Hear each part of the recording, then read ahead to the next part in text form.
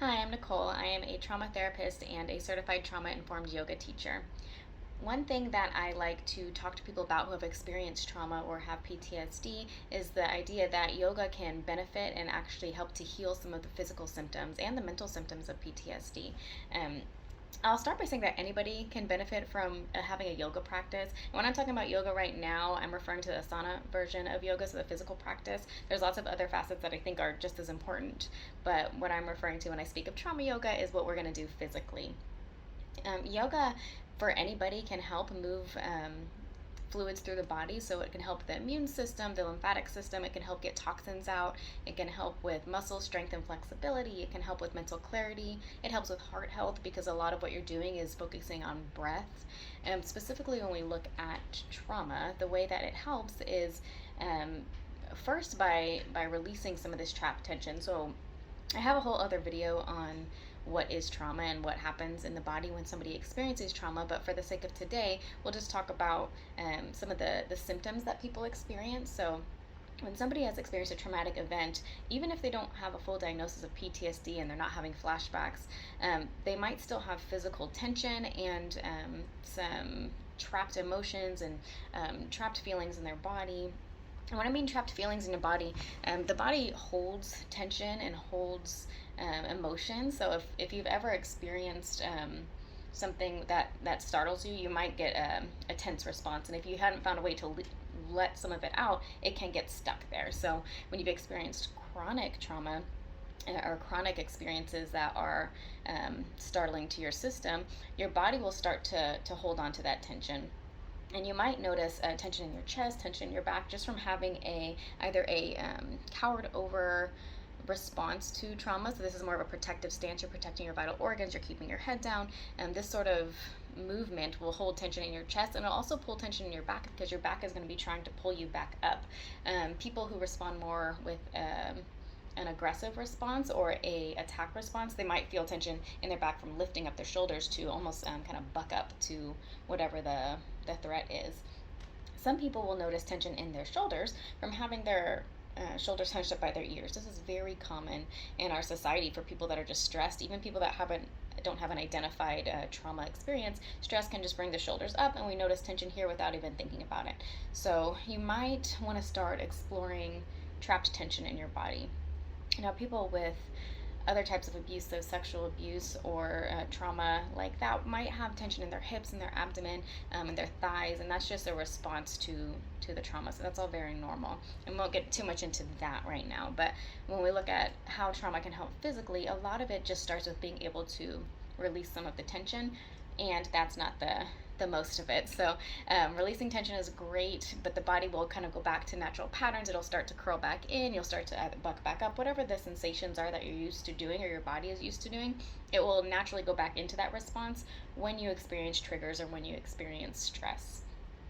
Trauma yoga does a lot more in the sense that it focuses on matching breath to movement. When we look at people that have experienced trauma, they have noticed, or studies have noticed, that their heart rate or their heart rate variability is a little bit off. So most of us, we have healthy heart rate variability where throughout the day your heart rate goes up when you're doing movement, it goes down as you're calming down, and that's very normal. People that have chronic trauma, their heart rate doesn't match what they're doing. So they might be sitting down calmly and their heart's beating fast, or they might be trying to breathe slowly but their heart's not responding to their breath. Heart and breath are directly connected. So if you notice that you've tried to calm down by taking deep breaths and it feels like the air gets trapped or the air gets, your lungs can't expand, you might have some trapped tension in there, or you might have some struggles with your heart rate variability matching what it needs to be doing for your body. So trauma yoga, or any yoga really, notices that breath matched with movement helps to re-regulate that part of our system. So with yoga, what we'll do is we'll say breathe in, bring your arms up, breathe out, float your arms down, breathe in, rise up, breathe out, forward fold. So you're matching each breath to movement, and breath that is natural with the movement. So it's natural as we're bending over to breathe out. It's natural as we're rising up to breathe in. And so a lot of what we do in any yoga is noticing breath and movement and how they compare together, and also using breath to regulate ourselves. Another thing that we focus on in trauma yoga is the idea of control.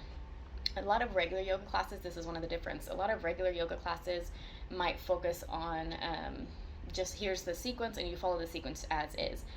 Good yoga teachers will say, oh, you always have option, right? You always have a choice to go back into child's pose. You always have choice to rest, do whatever flow feels comfortable for you. Some classes, and I won't say they're not good yoga teachers, that's not nice to say, but I'll say some classes the focus is just different. So for power yoga, for example, it might be a little bit more intense, where you're encouraged to push past your limits and you're encouraged to hold the pose a little bit longer, and the focus is just different in that sense. Vinyasa yoga, the focus a lot is just matching breath with movement and having one movement per breath. Yin yoga, the focus is on releasing some of the tendons, or the different kind of, not your muscle groups, but releasing different connective tissue in your body. So there's different focuses or foci for there's different focuses for different parts of your body. But when we look at trauma yoga, the focus really is on breath and movement, and then control. So what we would try to do is say, maybe you move into this pose. Maybe you try this lunge. Maybe you go a little deeper. Maybe you take a rest. So there's always going to be the offer in the language. There's always also going to be different options given to you, ideally. So in tree pose, for example, you have 3, 4, 5 different ways that you can shape your body, and those options will be given to you. So there's this idea of choice. When people have experienced trauma, choice is taken away, power is taken away. Whatever happened, the person is generally powerless during that experience, and their brain is now struggling with this idea of power. So being able to make choice and have power helps helps the person learn, helps the brain learn again that you do have choice in everything that you're doing. You have choice in the way you exist in your space. You have choice in what you say, what you choose to do. You have choice in how you manage responses in your body. Lastly, the important thing to know about trauma yoga is typically they'll try to avoid things that could trigger people. Of course, everybody has different triggers, so this might be hard or impossible to figure out what's going to be people's triggers, but you try to avoid music in most trauma yoga classes. My online videos don't have any music for that reason. You try to let people know, like, this is your space, you have choice. You don't touch people in trauma yoga. And now a lot of people have done away with hands-on assists in general, especially since COVID, but some people still do. And I don't necessarily think touch is bad. I think giving people the option is where you want to be at. So give people the option of, if you would like hands-on assists, then let me know and I can give you a hands-on assist, because there is a lot of growth in safe touch. However, if it's a trauma yoga class, typically you will just not even offer that, because we don't know how people are going to respond to any form of touch, really. And you want people to feel safe and not have to worry about saying yes or no. So if you are in a class where they do physical touch and you're experienced trauma or it's uncomfortable for you, you can always just request no thank you. Most teachers will give you an option anyway. So no physical touch typically in trauma yoga. So we've covered breath meshed with movement is good for trauma. We've covered the idea that we try to avoid triggers in trauma yoga. The idea that you always have choice is important in trauma yoga. Another thing that I do in one-on-one sessions, which is difficult to do with online yoga, but if you are doing some of the online yoga courses, then you always have the opportunity to do this on your own. But what I'd like to do is help people experience safety in their own body. So this is a big piece that might be missed out on in a group class or online, but people that have experienced trauma typically don't feel safe in their body. So a lot of defense mechanisms come up to try and help the person cope with the trauma, and that could look like hypervigilance, where I'm constantly on alert, and that's just your brain's way of trying to make sure that you don't experience the same threat again. Or you might start to dissociate and shut down completely from your body. You're feeling like your brain realizes the body is not safe, so we're just not going to feel anything. And so some of it would be, some of trauma yoga would be focusing on re-engaging in sensation and knowing that it's safe to feel. And it might feel scary at first for some people. So the goal isn't to push people past the limit. The goal is to get people into a place of just outside their comfort zone. So we don't really grow in comfort zone. We grow in the next level, in the growth zone. And then past that, we get flooded. So we want to just stay right in this, like, I'm pushing a little bit past my limit, but I'm not pushing myself to an extreme sensation. So we want to feel a little discomfort typically, if we're trying to, if that's the goal of the practice, is to overcome some of these these defense mechanisms, but sometimes that won't be your goal. Sometimes the goal is just going to be to exist in your body, and that's perfectly fine. So if your goal is to push past some of these sensations, you might feel a little bit of discomfort, and just notice it. So in trauma yoga, I'll say, just notice. Notice the discomfort. Notice what you're thinking when you feel the discomfort. Are you having any thoughts about it? Notice if it feels different when you're in this pose versus that pose. You're just re-engaging with the idea of what it feels like to be in your body. And then when you do that, when you start to notice it, your brain starts to recognize, like, okay, it's okay to feel this. It's okay to feel this discomfort. If I feel this sensation, I have a choice to come out of it, or I have a choice to stay. And it's the language that you're giving yourself, or that the yoga teacher is giving you in those moments around safety and choice. Some other things that I like to practice is, a lot of people that have experienced trauma or have PTSD struggle with the idea of anxiety. So anxiety is not typically a comfortable sensation. It's not meant to be. It's meant to prompt us to do something, to either run away from whatever the problem is, or to plan to fix the problem. So anxiety is not meant to be comfortable, but it's meant to be listened to and take a response to. So if we're doing yoga and our heart rate starts to go up and I start to feel anxious because it makes me think of the traumatic experience, the goal is not necessarily to check out from the feeling or to stop the feeling. The goal is to say, like, this feeling is okay. It's just uncomfortable because it's supposed to be. My heart is responding the way that it's supposed to, and I can get it to go back down if I want to. And then we can just practice, keep moving with it, and your heart and breath will naturally start to regulate. Or you can pause and notice your heart rate start to slow down. And we can directly control heart rate with breath. It is difficult if you've experienced trauma because there's a little bit of a disconnect, but it does not mean that it's impossible to get back. So part of the goal is getting re-awareness of your breath and your movement in your heart, and starting to feel comfortable with uncomfortable sensations.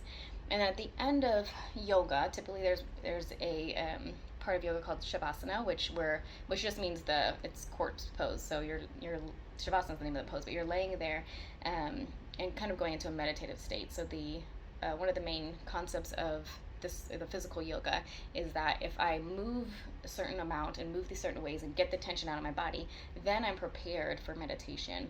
And we lay down in shavasana and you close your eyes and you experience meditation.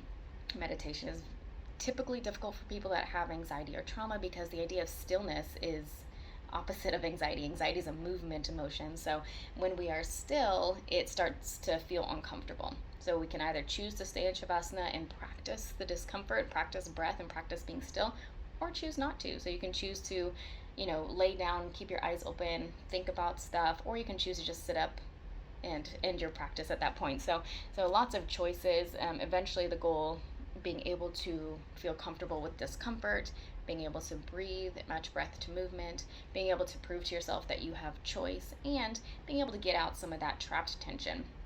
An important caveat to know: if you are doing yoga and you've never done it before and you've never released some of this tension before, you might feel emotional. Now, I will still feel emotional. I've been doing yoga for years. I will still feel emotional in specific poses that are loosening up my hips to an extreme degree, and I can feel strong emotion coming on. So there's still something that I haven't released there, and I haven't quite explored that yet. But you might notice emotion, and you can choose to explore it and feel it, and you can choose not to. So that is your option. But if you do feel emotion, perfectly normal. If you are a yoga teacher and somebody's experiencing emotion, I would recommend not running over to respond to it. Just let the person exist in it. The goal as the trauma-informed yoga teacher is to share space. Same as a trauma-informed therapist. I want to share space and allow your experience to exist just as it is, and it's perfect as it is, and that's okay.